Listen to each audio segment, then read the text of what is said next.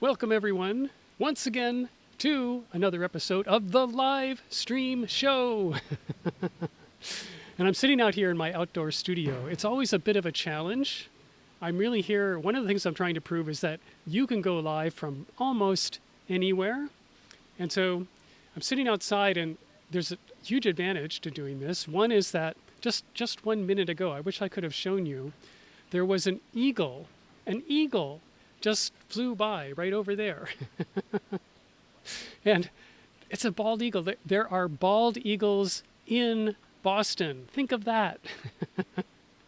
You know, all the things that we think about where everything's going in the wrong direction, well, there's bald eagles in Boston. So everything has to be, some things have to be going right for the bald eagles to be here. That's so great. So the other thing that's the challenge part of this is that as I was setting up, it's been sprinkling, which is why I was thinking, oh, I'm streaming in the rain. So just in case, if it starts raining, I have this umbrella that I can put over me and protect all my gear. So I just want to show you that, demonstrate that no matter what, rain or shine, sleet or snow, I will still show up for you guys. So today I want to talk about and ask the question, what are you trying to do? What are the things that you've been trying to do to fit in? You know, think about it for just a minute. Like, just simple stuff like, are you wearing a certain kind of uniform that you think is acceptable in order to fit in? Or are you hiding certain parts of your background and only emphasizing the parts that you think are acceptable? Especially when it comes to your personality. Like, are you not allowing to show some of the quirky or humorous or outlandish parts of who you are, just so you'll fit in? And I really want to go deeper on this today. I mean, you know, there are parts of us where we feel like, well, we're a misfit, and if everyone sees us as a misfit, then we're never going to get anywhere. Like, when we want to succeed, when we try to succeed, we do all these things, kind of contortions and fitting ourselves into a certain kind of mold so that we'll be acceptable. So my question, the real question here is, what if you did the opposite of that? What if, instead of trying to hide these parts of you, you leaned into them and you showed them off even more? What would happen then? So this is what we're talking about today. I have 3 stories to share with you, and one of them, the third one, stay tuned for this. Stay tuned for the third story, which is about this really amazing woman named Akira Armstrong. Now, I'm a huge fan of the world of dance, and Akira is an amazing dancer and choreographer, and she's big. Like, she's an African American woman who is normally herself, she's just big. And she wasn't able to find work or choreography or anything because people are saying, well, you don't really fit into the mold that we have for dancers. So she struck out on her own. She leaned in, she said, well, that's okay. I'm going to go off and do my own thing. And just wait, her story is amazing. She even did a music video with Beyonce. So killer, amazing, really cool story. Stay tuned for that. And let's get on with the show.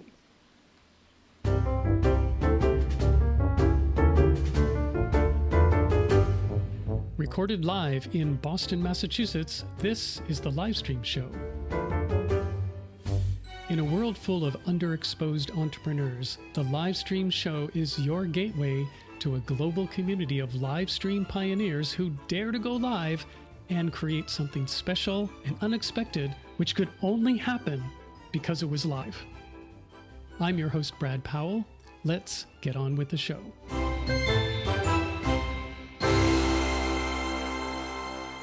All right, we're back. And so, a couple of things. One is, I have a sponsor today's show, and the sponsor is my own company, Awesome Video Makers, and our new program, which is called Big Reach Audio.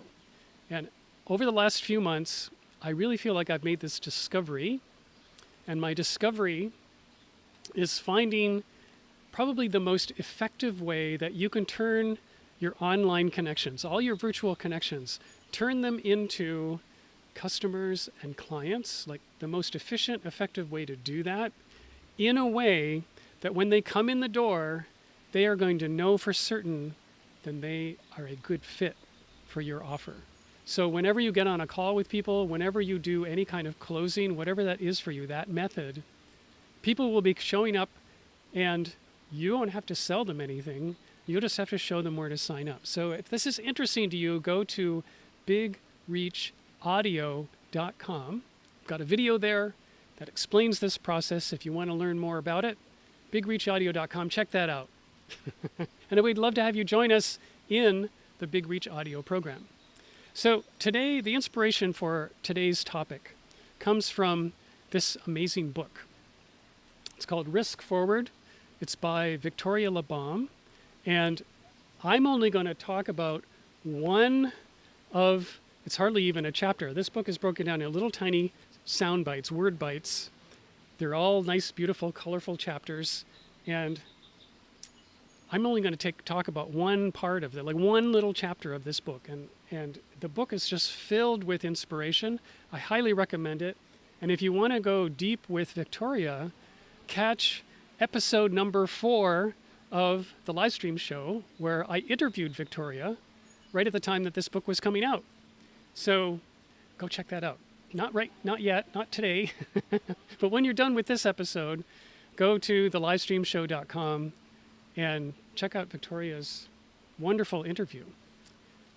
So today, we're talking about fitting in or not, like choosing necessarily to go on your own path and say, okay, I've got this thing, here's this quirky nature, this odd personality, this way of being that I am that doesn't fit the normal way of being. It doesn't fit the standard of excellence that most of the world considers standard of excellence, but I am not going to be able to change. Like, instead of trying to fix myself to fit into a mold that somebody else has created, feature it. Feature the thing that you have. Turn it into a feature and lean right into it. So I've got 3 examples, and these literally come right out of the book. So the first one is, let's say that you're new. Let's say you're doing something and you're brand new and you have not got a whole bunch of years of experience doing the thing that you do. Well, okay, that could be your feature. Like, you're bringing a fresh, new perspective. No one else has your perspective, and because you have new ideas to bring, and you are going to see this in a way that the people with years of experience can't see because they're stuck in their years of experience of looking at something. So show up in this new, fresh way. And I'll give you an example in my own world. Like, I am now, I just mentioned it, doing this new podcast program. It's called Big Reach Audio. And I am new to the podcasting world. My live stream show has only been going on since last fall. And you'll see if you go to the livestreamshow.com, the episodes there are, I've only been doing them for the last few months. So it's new. It's really new. However, I bring a new perspective. I have something that comes from sort of where I've been coming from, which is marrying the world of podcasting with the world of live video. And I believe that when you put those two things together, when you marry these two things properly, you end up with a method of marketing that is efficient, like it doesn't take a lot of time to produce the content that you want to create. And it's explosive in terms of you can multiply your exposure all across the internet. And because you're meeting people in multiple ways, you're meeting them visually with a video and in their ear with audio, that it can be super effective way for people to learn to trust you and to get to know you. And as I was just mentioning, feel like they're a really good fit for whatever you have. So that's my new perspective. That's just the thing that I bring to podcasting. And even though I haven't been podcasting for the last 15 years, like some people have, I have this new perspective. And so I'm leaning into that. Like that's the thing that I'm featuring. So thing number 2, what if you have the opposite situation? What if you're like me and I'm over 60? Like I am not as young as I used to be. I'm not in the same realm as these 20-somethings and these 30-somethings who, basically grew up with the internet, and they feel like anybody who is over the age of 35 is kind of a dinosaur. And the older you get, the more of a dinosaur you are. And, there's a real prejudice against us older folk. And so however, like these folks, you see these guys on YouTube and you see these people on Instagram, and they're talking about how they've been in business for 4 years, or that they started something way back in 2016, which to them feels like a really long time. Well, I've been an entrepreneur. I started my first business in 1984. 1984, when I was 30 years old, okay? So I've been doing this for a while. Like I started one business, grew it to a while. It was an outdoor education business. Outward Bound came in. They liked what I was doing. They literally bought me out. So I sold my business to Outward Bound. They made me the full-time director of this outdoor program. So I was a program director for Outward Bound for a number of years, did all of that. And then I moved on and I started my second business, and it was a music business. And I was going after international artists from around the world. And because I built up this catalog of artists, a stable of artists that I was working with and licensing and making videos of, National Geographic woke up one day, the big gorilla in world stuff, and they decided that they wanted to do something with music. So they approached me and they said, look, we want to buy what you've got. We want to bring it into our realm, put it on our website. We want all of your catalog, and we'd like you to be in charge of that. So it was a similar experience with Outward Bound. All of a sudden, I was this guy working with National Geographic. And, my business became more successful as a result of that, And then and this is like, the first business was between the 80s and the 90s. The second business was in the early 2000s up until around 2010. When I left the music industry, then is when I started doing video. And now I'm in this whole new world. And instead of producing video, which is what I used to do, I'm now showing people how to do it. And I bring this wealth of experience, which is really rare. And you can do this too. If you've got 20 years of doing something, even if it's disparate, like the kinds of different things that I did, like my work path has been non-linear. I've literally pivoted out of something into a whole nother kind of business 3 different times. And I've carved my own path. And each time I've been leaning into the things that make me different, leaning into the things that are me and part of my personality and part of my way of thinking and part of my way of being that are unique and fresh and rare. And you can do this too. So my third example is Akira Armstrong, wonderful dancer. And I want to share some of her story here. And I've got a couple of videos for you guys to take a look at. And so we're going to look at this one first. Let's see.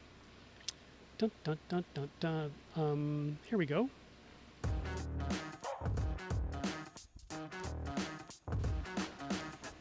She actually formed a dance troupe, and the troupe is called Pretty Big.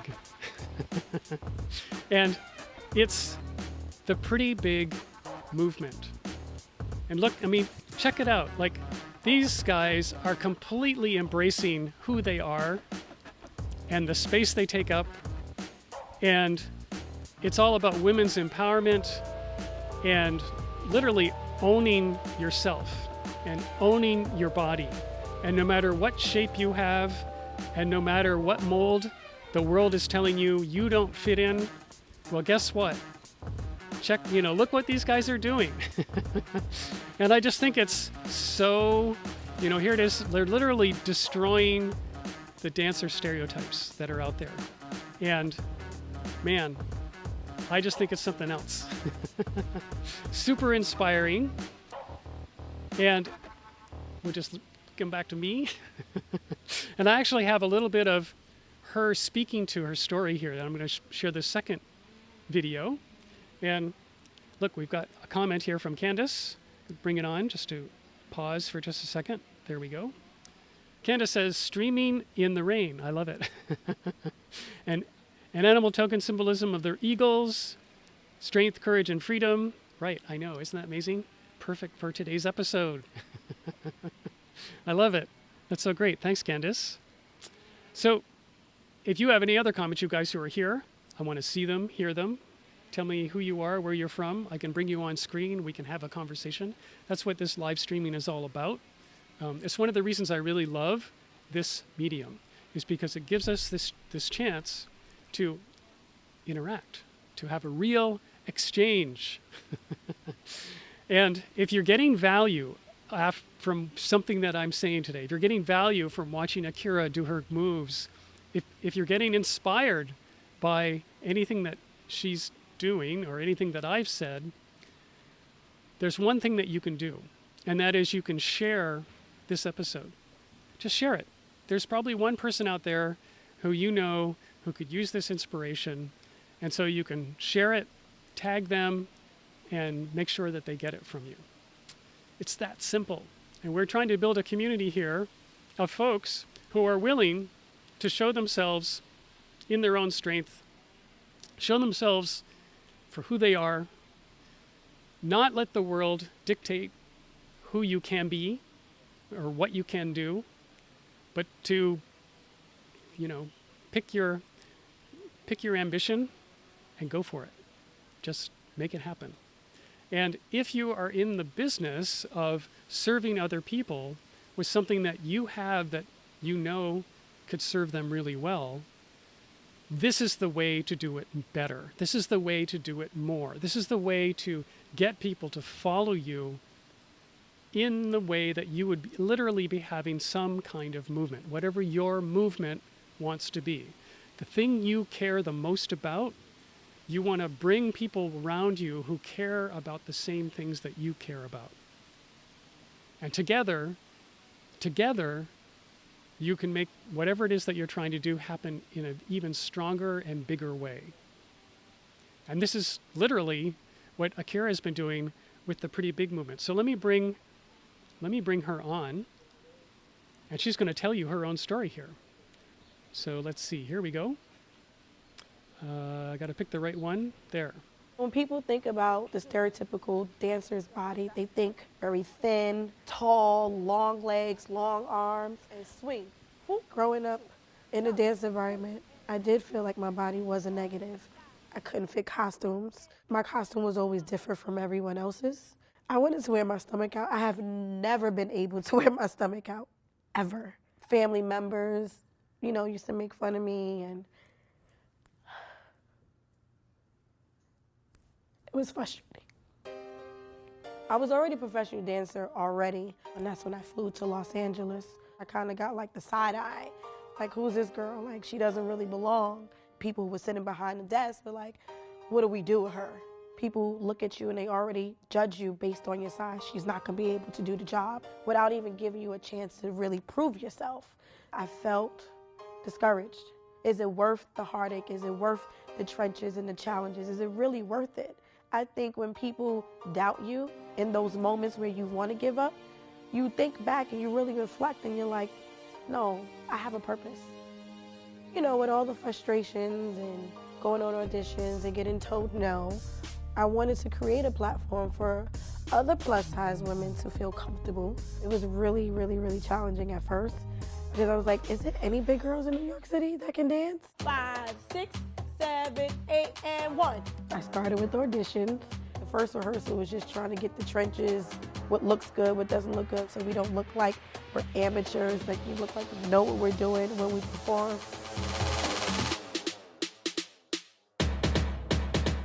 when they see us perform, I want them to be inspired. I want them to feel like if they came in the room thinking that these big girls ain't really gonna do it, I want them to leave like, I was blown away. You know, the little girl who's watching like, hey, look, Mom, look, I can do that too. Look at these big girls up there with afros on.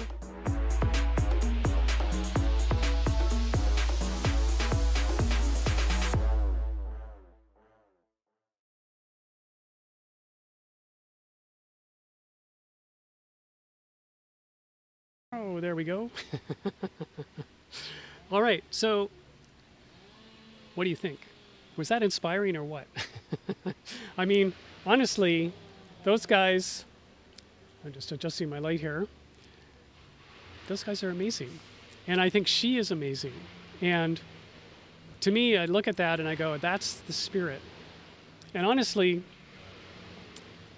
as somebody who is a dancer, who loves dance, who believes that moving our bodies is probably one of, well, certainly, it's just one of the best things that we can do. Like, oh my gosh, like, why don't we do it more often? Why don't we do it more? Like, humans, just in terms of, if you want to develop yourself as a human being, if you want to fully develop yourself as a human being, the human societies that have been the most advanced, the ones that are most successful, are the ones who know their stories and know their dances and spend time together telling stories, singing songs, and dancing.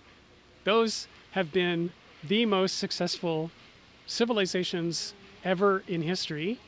And if you doubt me, just go to places like Brazil or parts of Africa or even the Middle East, anywhere like where there are pockets of huge amounts of song and dance tradition.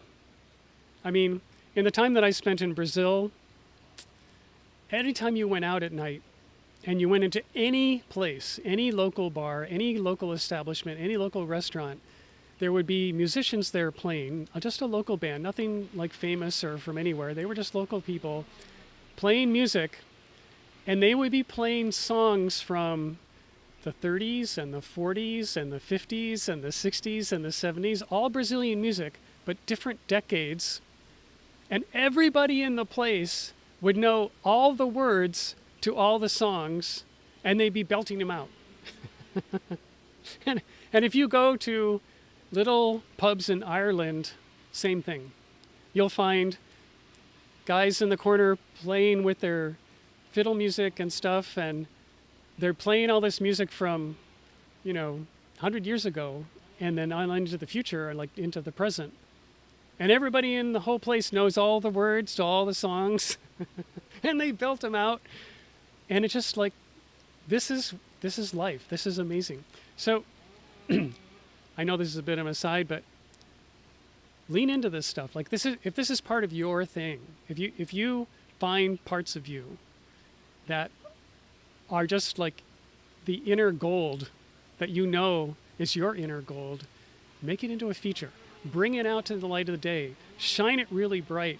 Be more like Akira and totally show your stuff. Show your stuff for exactly what it is. Don't try to hide it. Turn into your very best asset. That's my big message today. And how does it relate to live streaming? Well, guess what? When you're live, this is how you can do it. Like, this is how you can show your stuff and show off your best asset at scale to exactly the people who you want to be connecting with in real time. In real time. You can do this right in the moment. We've never had an opportunity like this ever before. We have the best tools, and they're not expensive. Everyone has a phone. Everyone has an internet connection. At least most people have internet connections, and most people have phones. And if you don't have that, go borrow it. I was listening to an interview today about this guy who grew up in India, and he didn't have an internet connection, but his dad owned a very small hotel. And so he made a deal with some local vendor of internet cafes where, you know, they were going around saying, well, we would like to have locations for this internet cafe service. And so he made a deal with them to install their wireless cafe service in the hotel where the guests would be, you know, renting and paying for the service, which gave him free internet. And so he worked his way around, and that's how he got online. This is like when he was 18 years old. And then he parlayed that into a very successful online enterprise, which started by getting more guests to the hotel, and then he built it up from there, and they ended up buying 4 more locations for their hotel and grew it into this really big business. It's a great story. Shows great innovation, and you don't have to let these things get in front of you. I mean, anyone from anywhere can make this happen. Anyone from anywhere can be showing off their stuff, not be afraid to show themselves, and see what happens. Like, find the people who are like you, find the other misfits, and together do something really cool. That's the whole idea, right? So I just want to re-mention this inspiration, this whole idea came out of this book, Risk Forward. And there's a little chapter, it's called, If You Can't Fix It, Feature It. It's in this book. And if you want to hear more about the book, go to thelivestreamshow.com, look for episode number 4, and listen to that. And thanks for joining me today. I'll be going live again next week, 3 p.m. Thursday at 3 Eastern Time is when the live stream show happens. Next week, I have this woman named Ann Carden showing up. She and I met a couple of years ago when I did a live stream interview with her. I'm returning the favor. She's an amazing business coach, and she also does a lot of live streaming, especially into her Facebook group. So we've got a lot to talk about, a lot to share there. Don't miss, and I will see you in the next video. So long, everyone.